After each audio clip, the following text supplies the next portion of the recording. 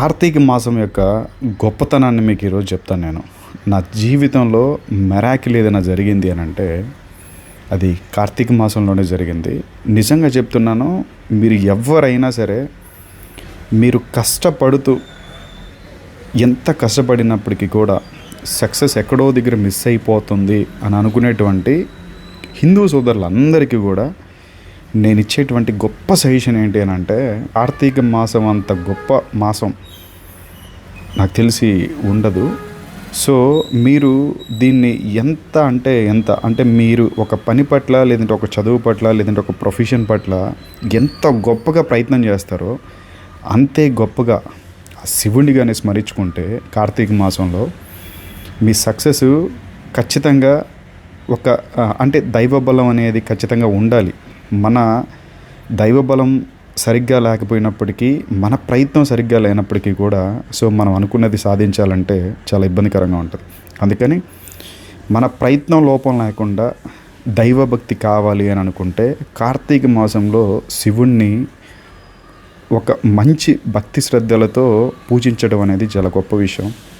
దీనికి హిందువులు అయ్యుండి ఎవరైనా చేయొచ్చు, మిగతా వాళ్ళు చెయ్యరు. కాబట్టి హిందువులు ఎవరైనా సరే మంచిగా, అంటే మగవాళ్ళు, ఎస్పెషలీ మగవాళ్ళు, ఆడవాళ్ళు ఖచ్చితంగా పూజలు ఇంట్లో చేస్తూ ఉంటారు. కానీ చాలా ఇళ్లలో మగవాళ్ళు పూజా కార్యక్రమాలకి చాలా దూరంగా ఉంటారు. నిజంగా ఇంట్లో ఉన్నటువంటి పరిస్థితులన్నీ చాలా మెరుగుపడాలి, మంచిగా ఉండాలి అని అంటే మగవాళ్ళు ఇంట్లో పూజ చేయడం అనేది చాలా మంచి విషయం అన్నమాట.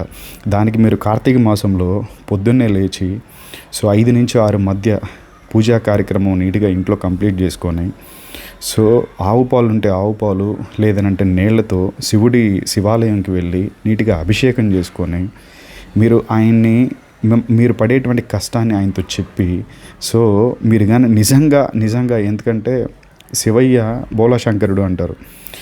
ఆయనకి నిజంగా మనస్ఫూర్తిగా హార్ట్ఫుల్గా మీ కోరిక మంచిగా అనిపించింది అని అంటే ఆయన మీకు చేస్తారు.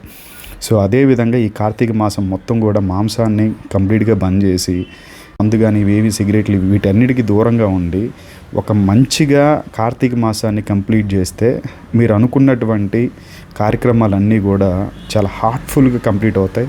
అది నా జీవితంలో నేను ఎక్స్పీరియన్స్ అయిన తర్వాతే నేను మీకు చెప్తున్నాను. నేను వేగ్గా చెప్పట్లేదు ఏ మాట కూడా. కార్తీక మాసం అనేది హిందువులకి అంత గొప్ప మాసం. దీన్ని ఖచ్చితంగా ఆచరించండి.